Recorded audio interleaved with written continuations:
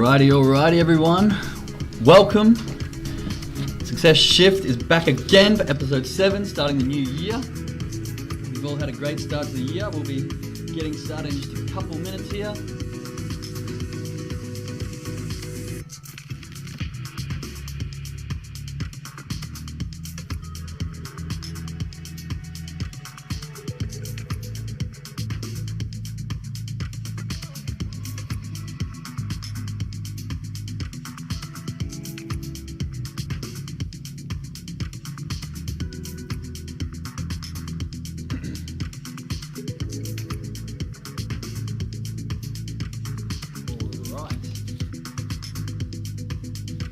Couple minutes to go and we'll be sure to get going. Hope everyone has had an absolutely amazing start to the year. I know I have. It's been full on, but it has been amazing. Great things hopefully to come in 2022. Let me rephrase that. Great things to come in 2022. Very excited.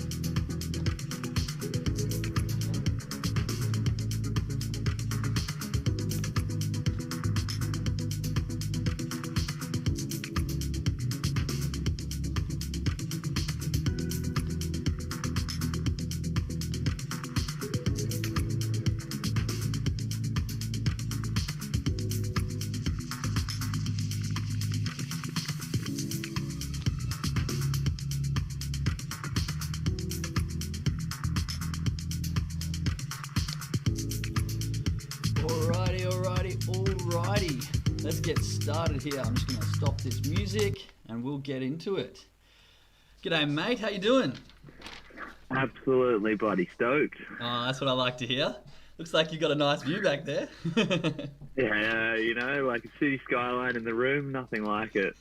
Love it. Well, welcome everyone to episode 7 of The Success Shift. We are back, starting the year strong, having an absolutely great time. I've had a fantastic start to the year. It's been absolute chaos. How's your start been, Dylan? Pretty stoked to be settling down a bit and slowing down. December was obviously a big month for me where everything was go, go, go. Yeah, that's it. Well, today I am joined by the absolutely incredible Dylan Joss. I'm calling him the Wim Hof prodigy because he has been doing some impressive things in my books. Last month in December, I was doing a run aiming to get half marathon for mental health awareness, and Dylan here was doing that tenfold. He was, I'll let you tell the story a bit, but it was a tremendous effort of almost 800 kilometers in a month.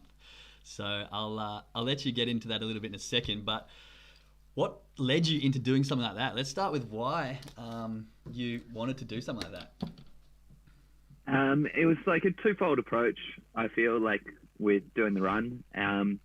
Was coming to myself to give myself a place to challenge myself, to do something greater than myself and do something I'm not sure if I could actually finish.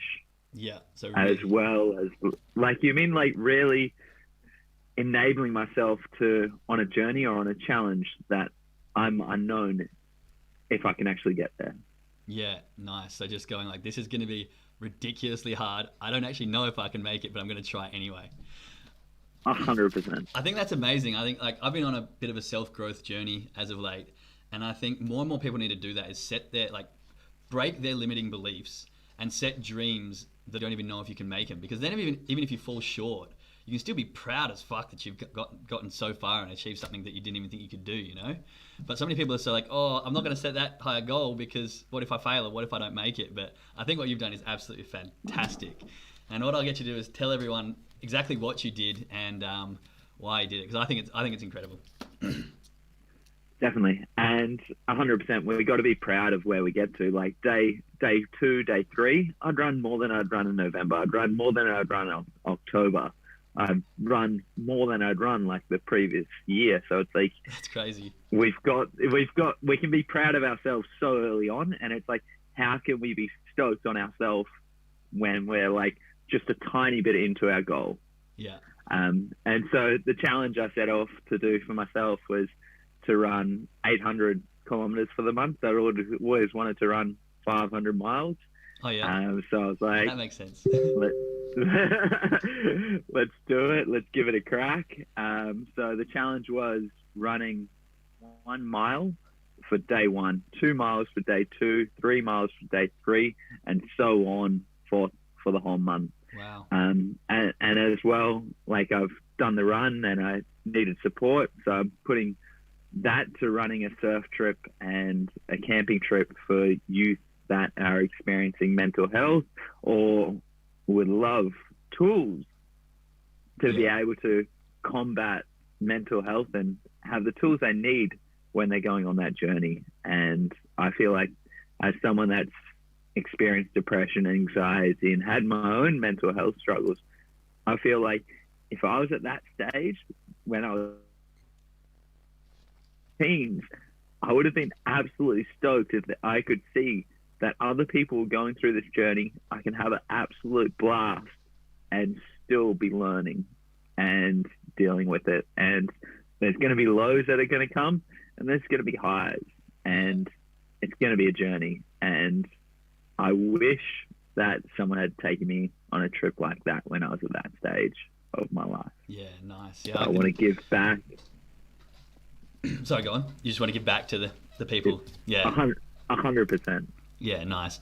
I can really imagine, like, when you're that young going through that sort of thing, how beneficial that would be. But before we get into the sort of mindset of what was going on, you're originally from Australia.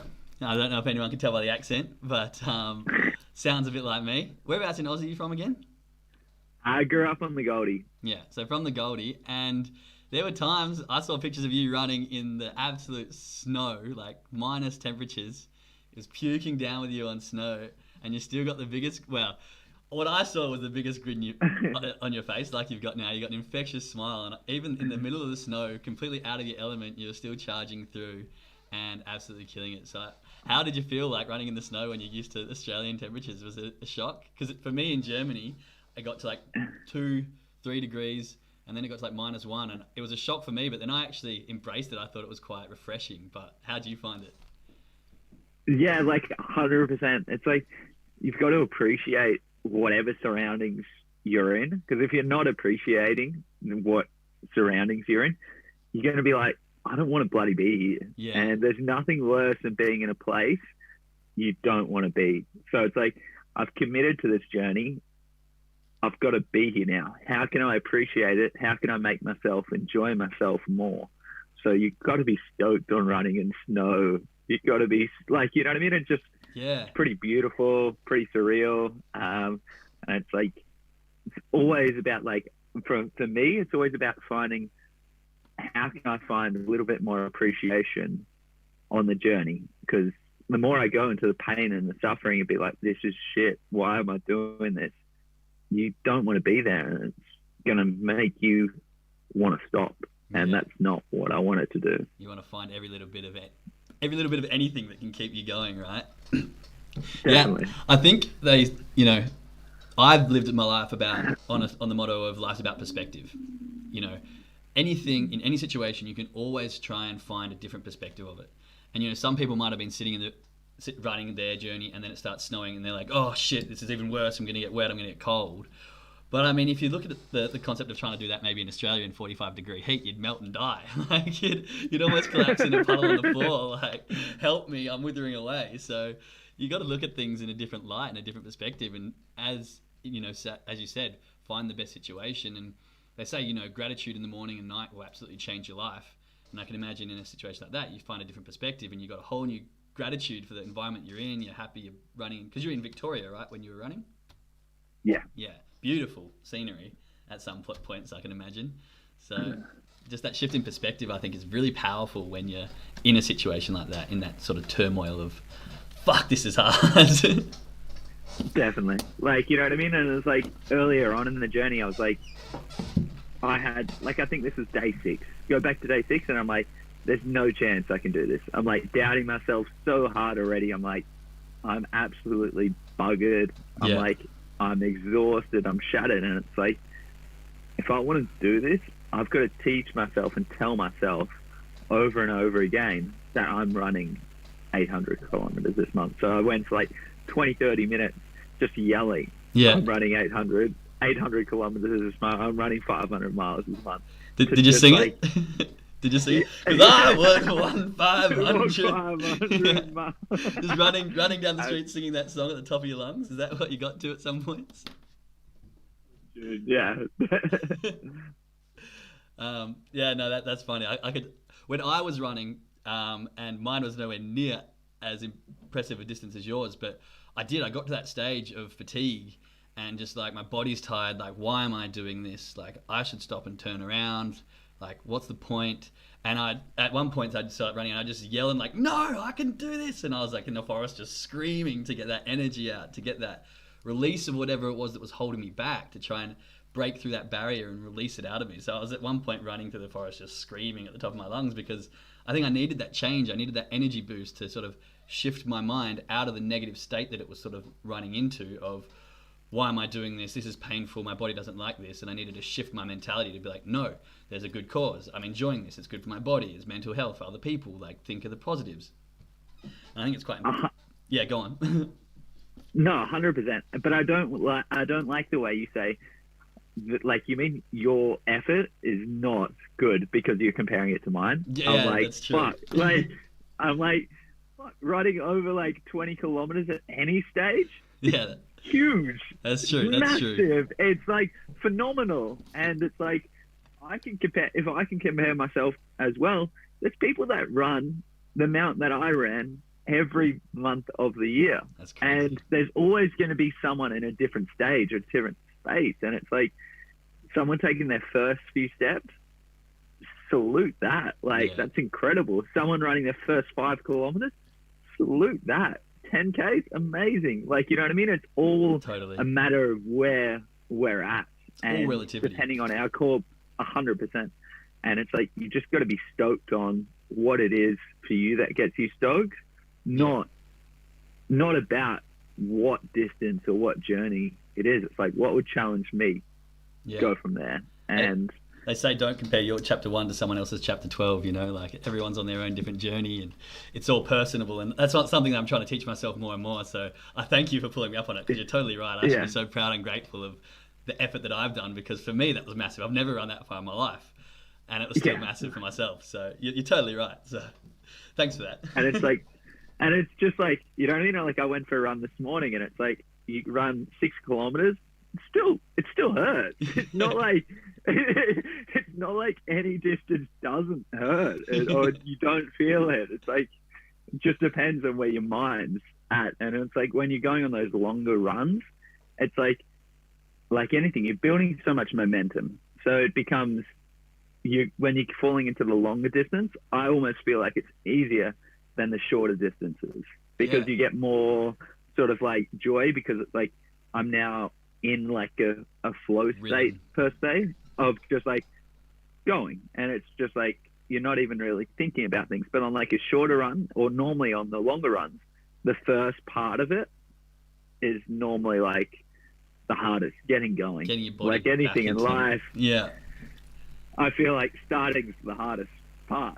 Oh, hands down. I mean, momentum, everyone's like, oh, I don't have enough motivation, but momentum comes after the fact. Like, you see progress, and so that motivates you to do more, and momentum builds and builds and builds, but starting it is the hardest thing. You got to get up off the couch and get that momentum going so you can really start running. I found, for me, like the first 3 or 4 Ks were definitely the hardest. Then between 4 and like 15, it was okay. Like, that was just a smooth section. And then after that, my body got a bit fatigued and I had to sort of go with the mind again and be like, hang on, you can do this. Like, keep going. Definitely. And it's like, knowing that everything's temporary and it'll come in waves. Yeah, that's a really good point. Like so important to understand that it's like, hold in there and things will shift. Like, you mean your beliefs will shift, your mindset will change, because you're giving it an opportunity to shift. Yeah, totally. So I was writing that down because it was pretty powerful. So Yeah. making notes on it so I can take it with me after the call. But you're totally right. I mean, it does, and I think we get so caught up in the concept of like, oh, I'm gonna die. This is never gonna end. I'm in the worst pain ever. But reality is, you're not. You're not really. You're in a bit of pain, and you're like, oh, I'm tired. My natural like subconscious paradigm is I want to be lazy and stop doing this. But really, you've got so much left in your body. Your body's incredible at what it can do. It's more just you got to tell yourself that don't be lazy. You can push through this. Well, that's what I assumed. But I was going to actually. That brings me on to the next point of asking you what was some of those struggles. Like, what points did you get to in your mind? Because at one point for me, I think it was like 24 k's in, because I did 29 on my last day, and 24 k's in, I hit the wall. I think that's what it was. I've heard people talk about that, and my body was like shivering, and my legs were exhausted, and I had to sit down and like catch my breath and talk myself through, and I had to get up, walk, stop, get up, walk, stop, and then get up and go again, sort of thing. You must have at those lengths had something similar. Like, definitely. And I feel like what I like to use is a thing called like the path of least resistance. Yep. How could I put myself in a situation where the easiest thing is to keep going? So like on those longer runs, I would be running to a place where there's nowhere around for me to stop. If I stop, I'm going to be too cold. Yeah. I'm literally going to be like falling into hypothermia because I'm sweating. It's wet. It's in the negative. Yeah. So it's like, I die. It's like, if I stop, I'm probably going to be in a really bad situation. Like, so it's like I had to keep going. There was a fast food restaurant that like I'd duck into for like a couple minutes, like to cool down, stop, and like thaw out. Like I got on big on like the chia seeds and water and a bit of peanut butter. Nice. Just like in like, it's super hydrating, super beneficial. But it's like I couldn't stop and eat that outside. True. So I was like, I was like, I'll stop in this place. But like for me, it's like very much like knowing that I have to keep going and that the pain is temporary and it's going to shift. And like, it's going to be harder for me to stop and live with not doing it, or like, you know what I mean? Or like, yeah, totally understandable. Like the point where I really hit the wall was like day 20. I absolutely hit the wall. I was like, I don't think I can do this. And like, I was too nervous about launching a GoFundMe or like sharing that and asking for donations because I was like, I don't know if I can actually do this. Yeah. Like, so I waited till like the last 10 days where I still had 420 kilometers to go to launch it. Jeez. Because I was like at a place where I'm like, I got a marathon a day for the next 10 days. I'm sure that's like good enough for people to donate, to feel like I've given it a crack or I've given this like a fair whack. And I'm like, wait, I need actually people to help me, because if they're not helping me, this is going to be even harder. Yeah. Because they're investing in the belief I have to do this thing, and therefore I've got way more accountability, and it's now even harder for me to stop because I'm like, all these people are stoked that I'm doing this. Yeah. They're donating to the cause. I want to get a surf and camping trip for youth that are experiencing mental health, and if I stop or if I like don't keep going, then I'm not going to give that opportunity, and I'm going to let a lot of people down. So it's like, fuck, just dig in there, take it one moment at a time, and walk if you have to, do whatever you have to, but just keep moving. Going. Just whatever you do, just get that one step in front of the next and just don't stop. Yeah, it gets like that sometimes. There's such big moments and big feats and responsibility for others. You're like, I can't stop. As long as I'm putting one foot in front of the other, no matter how much I slow down, I just can't stop.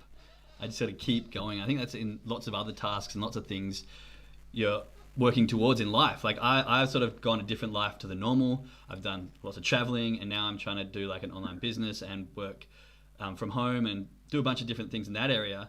But for other people, it's like, what are you doing? Like, come back and get a job, come back and do this.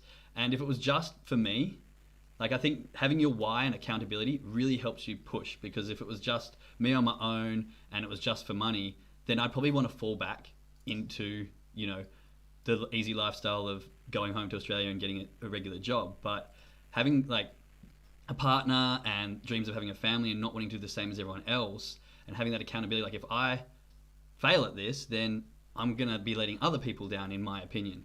And having that why that's more than just yourself, I think really helps push you, as you're talking about, like other people watching me, following me, being accountable for them, the children that I'll let down if I stop. I think that really helps you in those hardest days when you're struggling and you're like, this sucks, to go, nope, it's not just for me.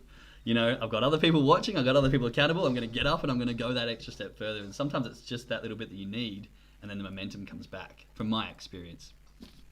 100%. And as well, like looking back and be like, wait, fuck, look how much I've run. Look how much I've done already. Like, look at the progress I've made since I've started on this journey. And you're just like, wow. And I feel like that happens again with our own mental health journeys very much. It's like sometimes we're like, shit, look at me, look at where I am. And you go like, then if you're able to take a step back and like, look at where you've come from, what lessons you've learned, the way you now look at the world and think, it's like, that's like, you know what I mean? It's like always looking back and being like, how have I grown? How have I got to where I've gotten?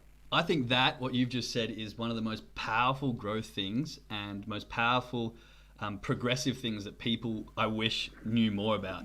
For me personally, I've been doing a lot of growth and stuff, and I think that being able to reflect and be proud of how far you've come is going to be the best catalyst for how far you've got to go. In fact, the whole point of this show that I've created was to just fumble forward, make it up as I go along. I had no idea what I was doing when I started, but I thought, you know what, fuck this, I'm going to try. I'm going to speak to people, understand their mindset, and try and figure out if in fact that being grateful for the successes you've had will act as a catalyst to further success. And I think just as you said, look back and be like, look how far I've come. I'm so proud of that. And that gives you that boost of emotion to take that next step, and being grateful for the ability. And as you said again, in the mental health stage, so many people get so down on themselves at the instantaneous part. Like I've had a few of my own struggles. I've got family members and friends who've been through mental health issues, and that's why I did my course. But I think so important for people, like when they're in a bad state, be like, wait, what are the good things I've done in my life? How far have I come from where I was? You know, how much progress have I made? And I should be happy with that to then help me move on. So I think what you've said is super powerful. I really resonate with that. 100%. And it's like, for me and the run was pretty simple. All I had to do every day was do what I did yesterday and run one more mile. Yeah. So it's like, I did that yesterday. I can do it today. Come on. Like, you know what I mean? It's like, yeah. It's when you like, put it like that, it's so simple. It's like, I literally did that yesterday. Why can't I just do it again today? It's the simplest logic. Yeah, very much. So it's like, it's not like I'm changing much. It's very much like, I did that yesterday. I'm just adding a tiny little bit. Yeah. And if I can do that, it's not impossible. If I look at it in a different way and be like, I've got to run like 50 kilometers. I've got to run 48 kilometers, and then I've got to run 50 kilometers. It's like, no, it's like, it becomes so monumental. It's like, I'm looking at the top of the staircase instead of understanding with the stairs stack up on top of each other, and you get there by walking up the stairs, not looking at the top stair and trying to jump straight to the top. It's so true. It's just like, you know, taking things bite size. You know, you build a city one brick at a time, one road at a time. You don't just bang, there it is. And for me personally, I'm really bad at that. I got my goal, here it is, and I'm so focused on the end result and getting that I forget to just take a step back and take the pressure off myself and just focus on the daily small tasks that I've got that are actually not that difficult. But I think lots of people, especially myself, get overwhelmed with the whole project at hand or the whole thing that they've got to do, rather than breaking it down into those tiny bits or tiny sections and going, actually, that's quite a simple task. I'm just going to do that. And then when I finish that, I'm going to look at the next one. And then I'm going to look at the next one. I suppose for you, it's just that one more mile, next mile, next mile. 100%. And it's like, off the back of this, I've started like a little social run club here in Fernwood. And like, today was the second day. Yep. I launched this week. Like, you mean like 5 days ago, I'm like, no one showed up. I'm like, this sucks. I'm like, no, I'm so grateful. It just gave me an opportunity to reconnect. It's like, why am I running? Why am Yeah. I doing this? And I'm like, I'm doing this because it makes me feel good. Our bodies are designed to be active, to be Yeah. moved, to burn energy. It's like we're not designed to be inside all day and not breathe any fresh air. It's like I'm doing this because it enables me to feel good, and I want to feel good, and I Yeah. deserve to feel good. But Exactly. sometimes the steps to feeling good aren't necessarily things I always want to do. Yeah. Yeah. I was watching something last night who said, and they said, sometimes the things that are good for us don't taste good, because he was talking about like when you're young, broccoli doesn't taste as good as chocolate. you know, Peas aren't as good as sugar lollies, but you know full well that the broccolis and the peas are so much better for you than a bunch of chocolate and lollies, because it's the long. So many people that want the instant gratification and don't look at the long-term gratifications. And obviously, chocolate and lollies and sugar and shit like that gives you that, whereas broccoli and beans and stuff doesn't taste good now, but you keep eating that for a while, it compounds, and in the long term, it's going to be much better for you. So, 100%, and that's like so sweet about it. But I feel like it's so cool that our brains change. Like with neuroplasticity, we yeah, can create those feedback loops. So the more we do one thing, and if we're feeling good when we're doing it, and we're relating good emotion to it, the easier it is to do it more and more again. It's like I didn't like broccoli as a kid. yeah, The more I ate broccoli, the more my body understood. The more broccoli I eat, the better I feel. So yeah. it starts to connect those loops and be like, I eat this, I feel good. Why Maybe don't- I eat more. And Yeah, therefore exactly. it's like, it starts tasting better. It starts, everything's like Yeah, improves because you're showing your body and you're showing your mind that this helps. So therefore it becomes better. yeah. It's crazy. Have you read the book Atomic Habits by James Clear by any chance? I have not yet. Because he talks about a lot of this stuff, and I found it really profound. Yeah. One of my favorite books to read. If you get a chance, give a read of that. But it's exactly that. We if we set up our environment and set up our habits to sort of link one after another, it actually life becomes easy, because you build those feedback loops, and your brain with its plasticity actually creates a natural habit to go from one good thing to the next good thing to the next good thing to the next good thing, and loop back. And with that, you start one habit and get comfortable with that, and add another one and add another one. And he talks about 1% more each day, and you can be 365% better, or whatever the final number is, in 1 year, just by doing that 1% each day and getting those habits and allowing yourself to be comfortable with that, and then leading that into another good habit. Like you go to the gym, you want to eat healthy, and then with that you want to go to the gym for longer and then eat healthier again, and it's just a nice cycle. But if you don't exercise, you want to eat crap, and then that makes you more lethargic, so you want to sleep more, and it's again a cycle. Your body is very good at, as you said, finding those loops and feeding to it. So if you feed at the positive, you're going to be up here, and if you feed at the negative, you're going to go in the same length, but it's just going to be in the opposite direction. So I think it's really, really interesting to have that sort of concept and that idea of those feedback loops, which I forgot about, but you reminded me of. So it's a nice reminder again. It's so bloody important. Like, you know what I mean? Like, emotion is simply energy in motion, from Yes. my understand. So it's is. like, how can we keep getting that energy flowing, or the body flowing, and creating those loops so it can flow?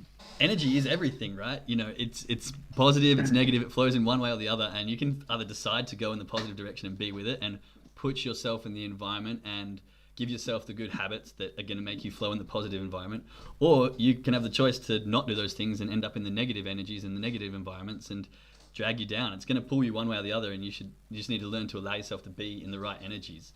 I don't know if you've heard of Dr. Joe Dispenza at all.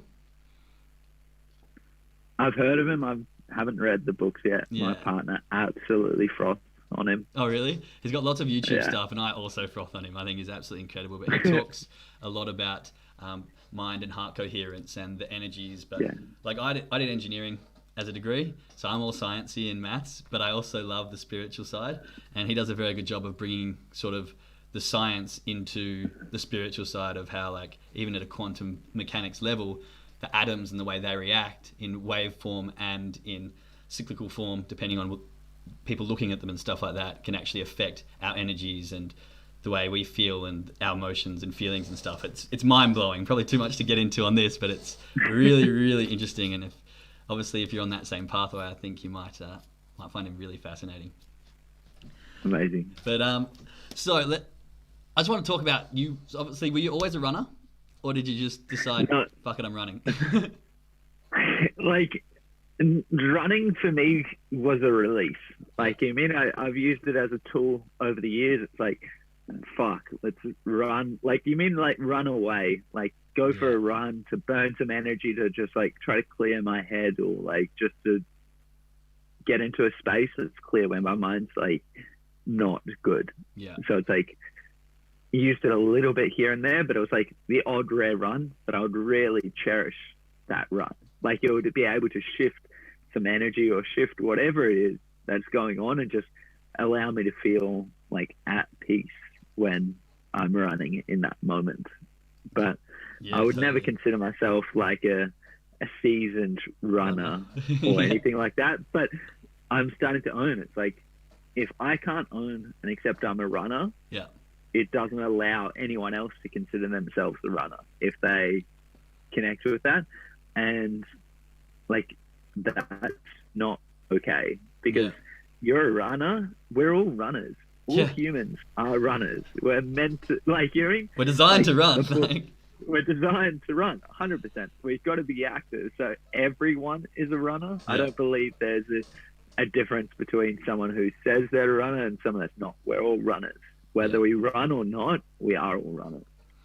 Yeah, I totally agree. And I think it's also about that identity, you know? Like, claiming and understanding your identity is quite a big thing. And if I wouldn't say, like, the same thing happened to me. Like, I wouldn't say I was a runner, but now I do, because I realized that I've actually just done a half marathon, and I enjoy the running, and it gives me really good mental clearance. And although I might not run every single day, and I might not run 5Ks now, like, I haven't run for 3 days, but I'm like, I want to go for a run tomorrow. I want to release that energy. I want to clear that head. I want to get that blood flowing. And now that I say that I'm a runner and I accept that as my identity, it becomes so much easier to get that motivation to get up and go for a run in the morning. And I think you can put that in many different areas of your life. Like, people so held back by what they think they are because of where they came from. But as they change and they grow as a human, and as you progress and things move on and things happen, people are afraid to change their identity to that new person because they feel like they'll lose something. But I think it's really powerful if you can, as you've said, now identify as a runner. And that's going to allow you to run and be proud of it and just run whenever you want, easier. So definitely 100%. Like, our beliefs or our shape who we are. They shape our thoughts. So I can't change my thoughts. All I can ever do is change my core beliefs. Yeah. And so it's like, that very much, I feel like, helps us to do the things we want to do. Because if our beliefs aren't in line with our actions, it's going to be so much harder to do those actions. Oh, totally. And I mean, so many people have those limiting beliefs. They're like, if you see those people who you think have got arrogance or confidence, but they truly believe they can do something, and they're going to keep trying, and eventually they'll do it. You know, that constant belief of you actually being able to do it has those thoughts in your mind, and then those thoughts create the feelings, which create the actions, which ends up making you do it. And if you don't have the thought and the belief that you can do something, then you fail. You're set to fail from the start. You know, I think that's really important. As you say, you change your beliefs and you change so much about what you can do and your capabilities and your direction and where you can go. And I think learning to believe more, or learning how to change your belief, is something that I'm still growing and love to be able to do more. But I think it's very powerful. I think it's a great idea. Definitely. And it's like, with our beliefs as well, we've got to feel good when we're saying that belief.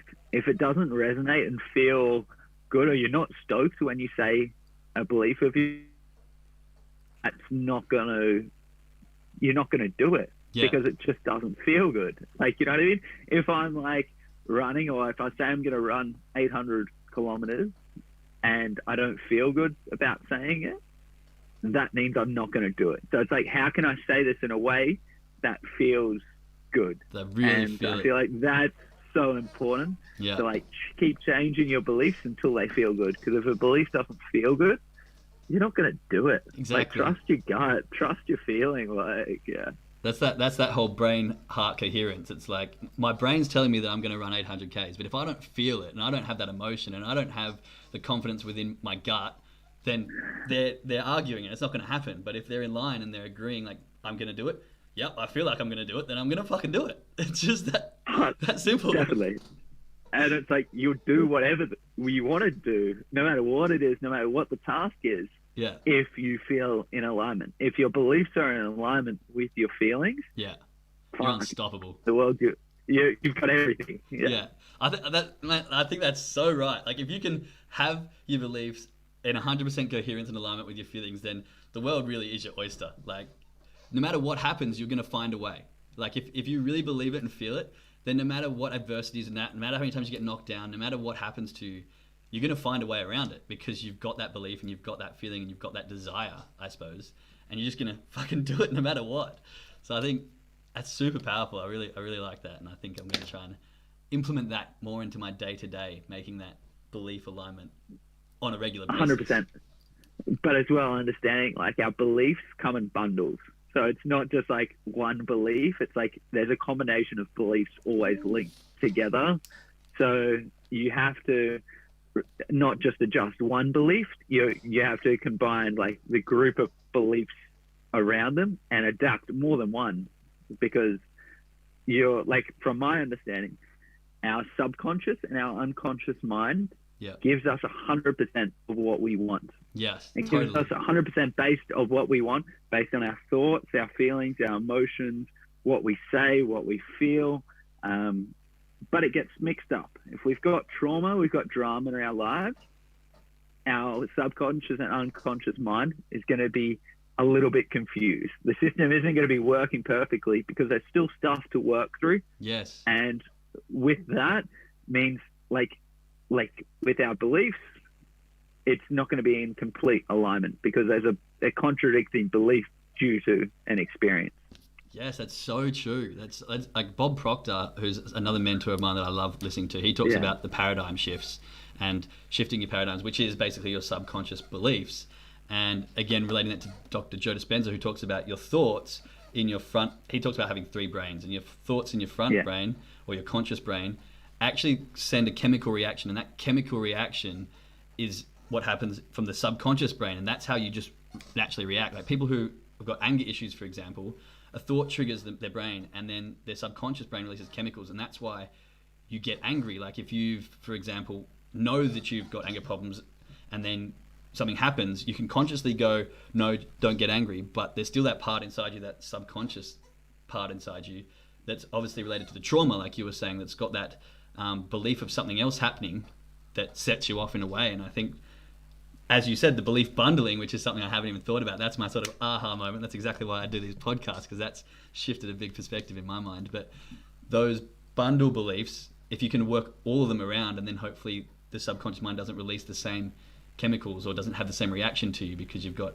almost a train of beliefs that have sort of shifted, I guess, if that made sense. It was a bit 100%. convoluted. But it's like a belief or a memory came up the other day. It's like I punched my best mate in the face like years ago. Right. And I'm like, why would I do that? And it's like my beliefs or my feelings at that time, I would hate to do that, but I reacted in that moment. Yeah. And I clocked him. And it's like that, like I've never wanted to do that. I never had, like, that's not me. Yeah. But it's like these feelings come over us and that emotion. React. Yeah. And it's like you get taken control of because it's like you're reacting instead of acting. Yes. And I feel like that's so important to like try to regulate your system and to move past things, and also give yourself compassion and forgiveness for the things you've done that you're not stoked on. We all make mistakes, right? It's 100%. It's like that wasn't you. That was simply the action that you had, and what we can do about that is like forgive ourselves and try to change our actions to where we want to go. Yeah, totally. I think, if you've got that awareness, and you can be like, hang on, last time these emotions made this happen. This time I can feel the same emotions. I need to control my reaction and act in a different manner. I think totally, if you can limit or control your reaction and be less reactive and be more active, then it makes a massive difference. Ironically, I was on a boys trip in Japan, and my mate clocked me. But that's because I was pissed taking the shit, and I literally asked him to. So he said, "All right," and smacked me one. But you know, I forgive him. Don't worry. I think I was the one who Yeah, deserved it. But you know, you have to apologize and have compassion for our mistakes, right? for sure, 100%. And no, all you deserve is like love, and it's Yeah. like we gotta love ourselves more and more, Oh, over and over again.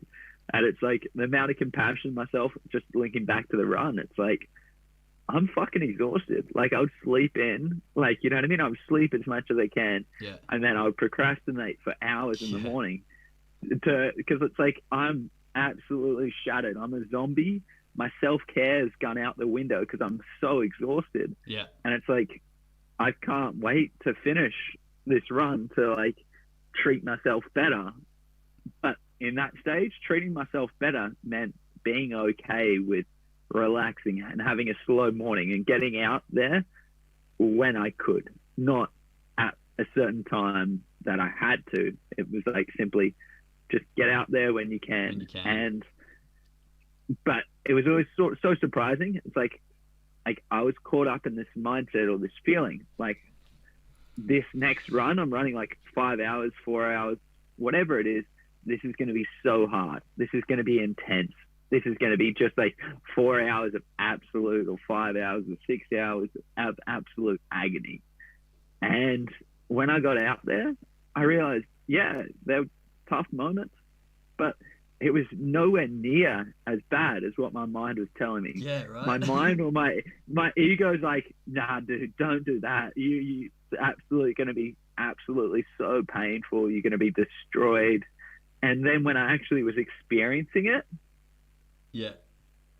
it was better than that. It was still tough, but it wasn't as bad as what my mind was telling me before, which was like so hard to get out that door. Like getting out that door every day was Hardest. so tough. Yeah. So tough. Like, you know what I mean? It's like, who wants to go for a fucking 6 hour run? Like, Yeah. you Who know what I wants to mean? do Every that? fucking day. Yeah. Who wants to do that? Like, I don't want to do that. Like, you know what I mean? Like, Yeah. and it's like more and more, like the more I got out there and the more I felt that it was okay. Like, it's like trying to keep teaching myself and going into and being like, let's just get out there. We can decide then how it's going to be. Yeah. Like I can't have an expectation of what this experience is going to be until I get out there. Man, And I think that's sorry. like that's so important for us to understand, to just like get out the fucking door. Yeah, I was gonna say I think that's so powerful as well. Like our brain is crazy, like what it assumes it's gonna be. One thing I was listening to the other day was about the dopamine that we release in our brain, and whether it's better or worse, we release more dopamine in the thought and the anticipation of something, either the excitement or the pain or the thrill or whatever it is.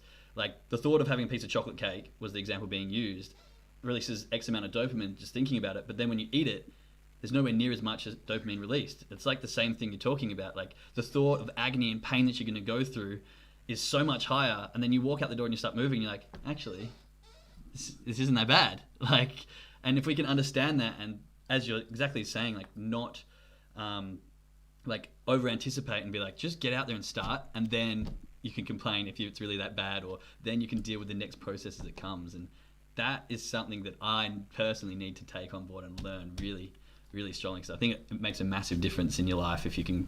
I'm so bad at procrastinating because exactly that. I go, this is going to be awful, this is going to be so hard, I'm never going to be able to do it. All this negative self-talk, and then I start and I'm like, fuck, that was actually easy. You know, even today I had an average day. I was tired because I've had a busy ass week, and I was like, right, got to do this podcast, got to have energy, got to be happy. I came on here, first second see you smile, I'm like, oh, I'm back. It's all good. Like the conversation flows, and it makes it easy once you start doing something. So it's definitely. And as well, like watching the way you speak, it's like you're not a procrastinator. You may, like, you know what I mean? You can say, I'm intending to be like more diligent on doing the things, like, you know what I mean? And like the more we're telling ourselves these feedback loops, the more that core belief is constantly repeating the process over and over and over again. So like I feel like the words we speak are so important. They because are so that's important. that's telling our unconscious and our subconscious mind Yeah. what we believe to be true and showing us what we actually want. And if you don't want that, stop saying those words. Yeah. You're so right. Like what I was coming back, Yeah, go on. what I was going back to was like, this run is nowhere near as hard as it was living with like my mental health struggles in the darkness of not having the tools. Yeah. Anyone that's struggling or going through that process, I've got so much utter respect. If you don't have the tools or like the process or knowing how to change, that's way harder than this. Like Yeah, in my belief and understanding, because it's like you're just constantly in that agony. It's like that agony for me, it's like I can catch myself. I know I'm doing it. I'm still going to be doing it. But if I didn't have the understanding that I could do these things and that's not me, Yeah. that's so painful. And I've got so much respect and empathy for anyone that's struggling and doesn't feel like they have the tools. Yeah, I think that's so true Get now. the tools and like everything. So it's like anytime I'm running or whenever I was doing the challenge, it's like, fuck, I can be got the tools now. So nothing will ever be as hard as those moments when I didn't have the tools. Yeah, so true. I think like the not knowing is one of the hardest fucking things when you feel stuck and alone and you don't know who to go to, you don't know what to do, you don't know any direction or what the next move to make is. It's when you really hit the bottom. You're like, fuck, like I'm hurting and I don't know where to go. I don't know what to say. I don't know what to do. I don't know how to take the next step to get out of where I am.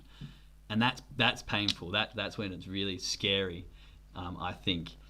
Now, if you don't mind talking about, you don't have to at all, like when you were at your worst or when you were going through like a bad mental health state, sort of what level were you at and how did you get through that point to the point where now you're doing these amazing things? And you don't have to talk about it if you don't want to. I respect that, but no, like I'm 100% open to that. Like my darkest days were through my school days. Yeah. For sure, no doubt about it. Like having red hair, pimples, you know, like all those sort of things. Yeah. Growing up with ranger in Australia as a word. Schools are savage. Like, high school kids are savage, and I've seen it. Summer heights high, Yeah. big movement. You know what I mean? Like it was just Ruthless. like, you know what I mean? You felt a bit alone going around at that point in time, and I feel I got to myself to a pretty dark place. Like I never understood friendship that well. I never understood to have friends. You had to be a bloody friend. Yeah, so true. And it's like I expected friendship to just come to me. I'm like, yeah, like it just happened. It just should happen. And it's like, no, it doesn't happen. You have to invite people. You need to ask for stuff, and you need to ask like the universe or whatever it is for what you want. And I wasn't doing that. I was just expecting it. Yeah. So when I didn't get it, I felt bloody alone, disconnected. Like I had lots of people I connected with, but I just never got into that depth. So didn't have that consistency, or like didn't feel, like felt alone. Like I'd go home on the weekend after playing sport and just feel like empty or empty, and just like struggling, puttering through for a long time. And then the culmination all sort of got to a point where I was like, yeah, I can't deal with this pain. Like, you mean I've been using, I'm like trying to like numb the pain with like alcohol or like drugs. Yeah. And I'm like in a stage, I'm like, okay, I'm committing suicide. I wrote a note. I'm like, this is a day that I'm going to commit suicide. Like I decided that one night, woke up the next morning, I'm like, I'm going to kill myself. My life's going to be over. And this pain is going to go away because I can't deal with it anymore. I can't deal with the numbness or the, like, you know what I mean? Yeah. All that. I just want to feel something. Yeah. And I woke up the next morning to my mom being on the telephone, crying, absolutely tears. One of our good family friends, her son, in my grade at school, at my school, committed suicide and hung himself that morning. Oh shit! So at that morning, I was like, fucking jealousy went through the roof. I'm like, what the fuck? You know what I mean? Yeah. Like, you know what I mean? Like all these emotions were coming through. It's like, I'm feeling so jealous. I'm like, I can't fucking take my life now. Like, Yeah. fuck you. Like, you know what I You mean? bastard! You did it before me. Yeah. Yeah, 100%. And I'm like, fuck. Like, so the next few years were like tough in a way. Like, you know what I mean? Yeah, of course. Now suicide's not on the table. I can't put suicide on the table. I've seen how much it affected my family and feeling how desperate, like the friends, the way I felt about, like, this bloke was fucking incredible dude. Like, you know what I mean? Absolutely phenomenal. Fucking love him. Like, valedictorian, ducks, like super smart, like super like wise, like everything you could want in a person. Yeah. That was this dude. You know, 100%. So I was like, fuck, like, really? Like, I can't, like, you mean, like, I just can't do it now. That's crazy. My body and my mind wanted to still leave. So I was like very much like fighting myself for a long time, like diving into like a cave of sorts. Like I stayed in my room for like 3 months, just like was awake during the nights and just like a zombie, just trying to like survive. And sometimes you have to do what you have to do to survive. Yeah, and that's definitely. okay. But very much like understanding that the more you reach out, the more you bring people in, the more you ask for help or assistance, the better your life gets. As well, like understanding that we're all going through our own journey. Like, I'm big into men's work at the moment, and like it's so powerful. Every week sitting with this group of men and we're all talking about what's going on. What's awesome. Going on in our lives, and you start to realize we're all going through something. We're all constantly experiencing something, and that's okay. And it's just so powerful to know and to be like, I look back and be like, fuck, 12 years ago, I wanted to end my life. Yeah. And I look back at like all the learnings and all the experiences I've had since then. I'm like, holy shit. Fuck. Imagine what you would have missed out on. 100%. And it's like, I encourage anyone, if they're going through that stage, to do whatever it is that they have to do to keep walking on. And like, no matter what it is, just take one step, take another step. Like, there's a strategy I heard the other day. It's like, you count from 5, 4, 3, 2, 1, and then you reach out for help. Because in that counting down, you're able to transition your body from that fight or flight or that shock syndrome to give you a moment to be like, what am I doing? Man, I think that's... And I feel like that. Yeah, sorry, go on. So important. Yeah, I feel it. Just so... Sorry, finish up. No, I was just saying it's so important to like take the time, because it's like, we're not our thoughts. Yeah, exactly. And I've actually, ironically, when I was running, I had this thought process, and I've implemented it since I had it, and it was like 5 seconds to change my life. And it was the exact same thing as you're thinking. You know, if I've got a thought pop into my head like, okay, I should go put the dinner on or something, like, give yourself 5 seconds, and then you're going to know straight away, like, just get up and do it. Otherwise, it's just going to get put back and put back. I mean, I know making dinner is something completely different, but it's that same sort of process of 5, 4, 3, 2, all right, now I'm just going. I'm just going to do it. It takes away that thought. It takes away that procrastination. It gives you a deadline, and it just makes the action happen. And I've done that a few times in my head, just like alarm goes off and like, oh, I don't want to get up. 5, 4, 3, all right. And then, you know, you're up and taking action. And I think it's really helped me. And I've only just popped into my head, and having you say it again, I think if more people could have that ability to have that 5 second to themselves, and I think it's quite powerful. Definitely, for doing whatever you want to do, it's like, give yourself 5 seconds, because otherwise you can, like, you mean, if you're in the midst of like an iPhone scroll, we all get, I feel like, my belief is we all get caught into this I have device. stopped scrolling on my thing just because I do that. Exactly. 100%. And it's like, scroll, and like, fuck, what am I doing? It's like, you count down 5, 4, 3, 2, 1, stop. Because it's so easy to get caught into this intense dopamine vortex. Yeah, definitely. And it's like, but like the actions you can take around that is like, who am I following? Do these accounts make me feel good? Yeah. Like, what is the purpose of this? Or like going into it with an intention. Like one of the guys I follow, he talks about like intentionally scrolling. So you're like looking for something and be like asking yourself, being like, what am I going to do when I'm going for the scroll? Like, you mean, because social media can be so beneficial. Yeah. So important.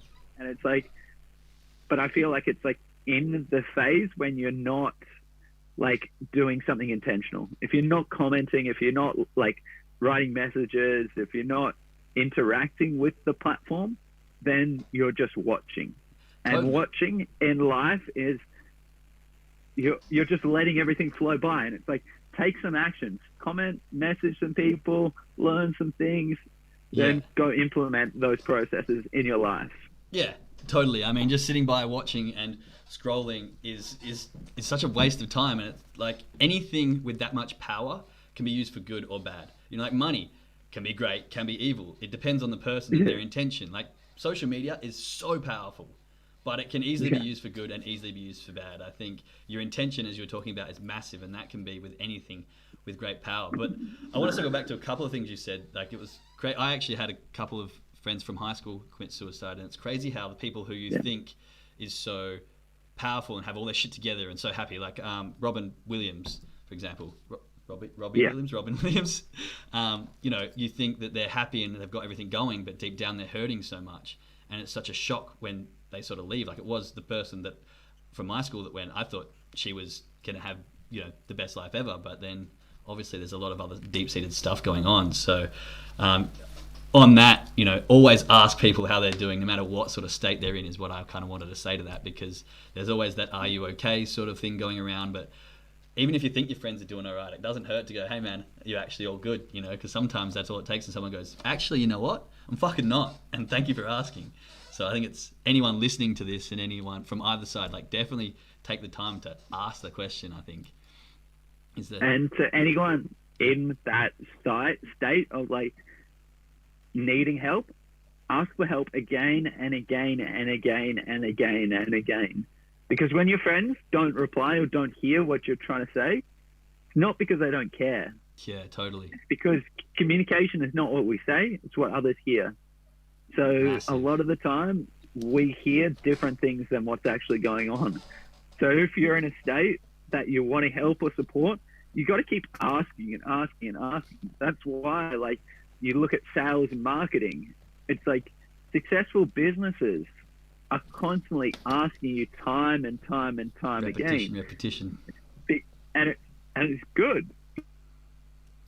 It's like, it's because it's like, it understands. It's like, you want, like, you need to be at the right time in the right place. Yeah. And sometimes that isn't in an alignment. And that's the same with asking for help.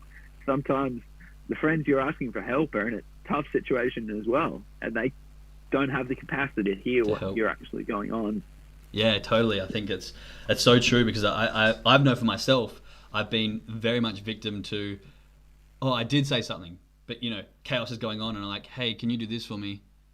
Oh, they heard me, they ignored me, they don't care, that, you know, now I feel even worse.